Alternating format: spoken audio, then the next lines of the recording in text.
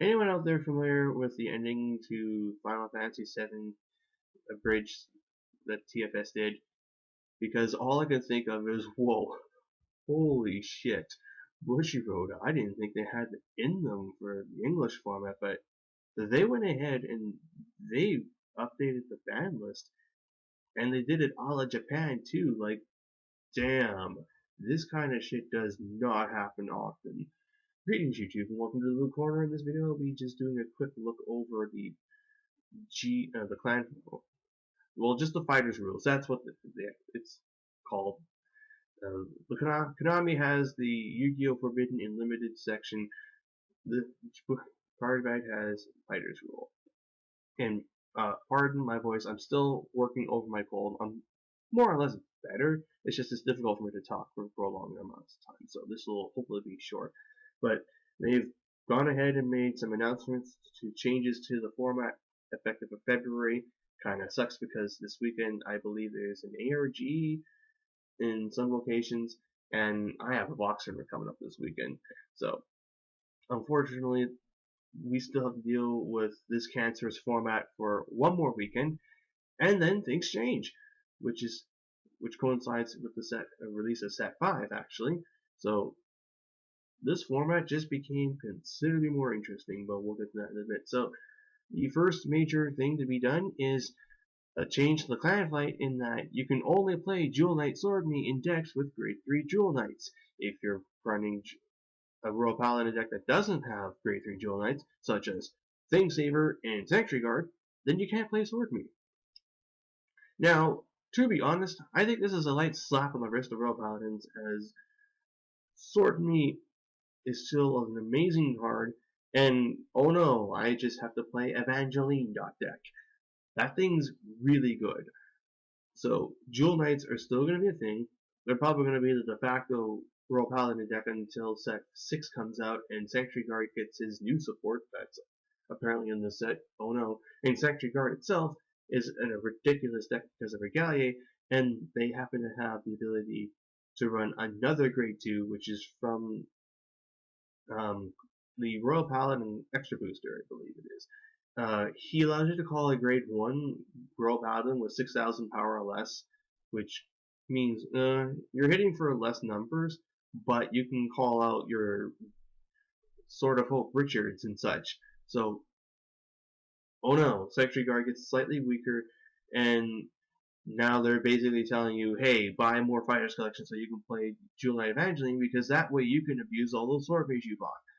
All I can say is I'm glad I got rid of mine when I did, but yeah, so that's at least one cancerous grade 2 fresh deck that's taken out of the game for the time being, although again, Jewel Knights have a really good grade 2 game now, arguably the best, now that Aqua Force has been taken out of Peg, because guess what? Flash Ripple Odysseus has been restricted to 2 copies.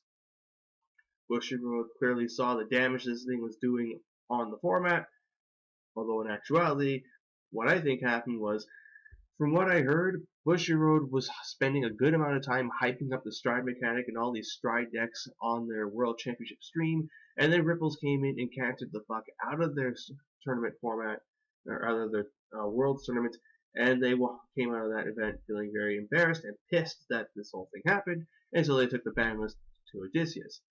Now, granted, they're saying on here that Odysseus is widely used among Aquaforce players and is recognized the influence that it may cause on the tournament environment, which, to be honest, he has. The popular build of Ripples at the moment is a grade 2 brush deck called Timmy Ripple Brush, and the way it's played is you do not let your opponent do anything if they're playing a non-limit break deck, because by staying on 2, you prevent your opponent from striding and legioning, which disables basically everything they've released since 2013. That's not good for the game. This type of Ripple Brush deck, which I consider to be one of the most cancerous things we've had in years, it should not be able to do a thing, and putting Odysseus to 2 is a huge, huge, huge hit to this kind of deck. Now, you can still play Ripples, you just have to actually play grade 3s and use the Legion and the Strides, which are actually very good.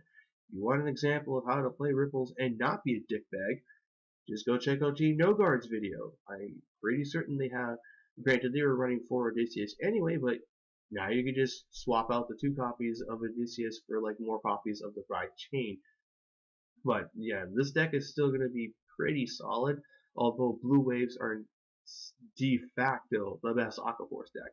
But this is a great hit, and it's going to have an adverse effect on the format because, first off, due to Ripples being the way that they were in Japan, Chaos Breaker Dragon ended up becoming the de facto counter to them, and because of that, you'd start seeing Messiahs and Gear Chronicle pop up in order to beat them, but then they would lose to Ripples. And it was just like a 3-way race between these decks.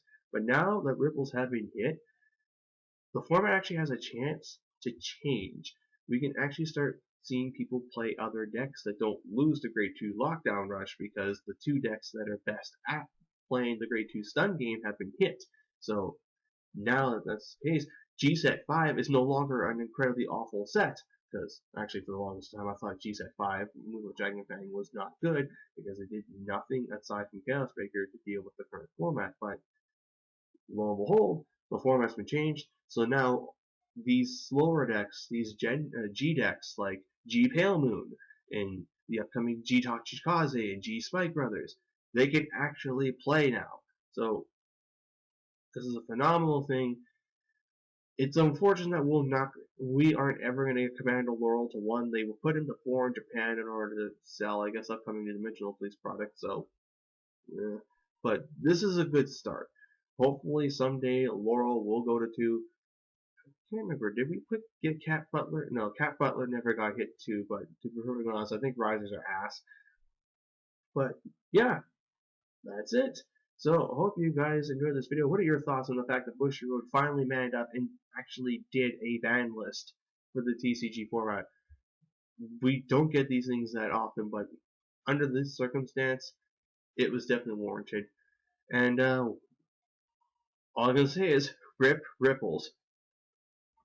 And I wonder now how much play Chaos Breaker Dragon is going to see now that his best matchup has been considered obtained. Granted, Chaos Breaker is still phenomenal against Aqua Force in general. Aqua Force is going to still be one of the best decks. I'd say though that at least until set 5, the technical booster comes out, I probably would say that Blue Wave, Timely Gear Chronicle, Jewel Knights, and Shadow Paladins will be the best decks of the format. And then your best counter decks for them would be things such as Kagero, Narukami, and Mega Colony, with Narukami being the best at this due to their best means of field removal, and then Kagero being just Kagero. I think actually the format will slow down to the point where Kagero can start being relevant again. That's just my guess though. And I'm just gonna stop here because this video is going on long. I might do another video talking about the future of the format with other people, get their opinions on this. I just wanted to get this out now because I happen to have some free time. But anyway, hope you guys enjoyed this. Until next time, this is Blue39, checking out.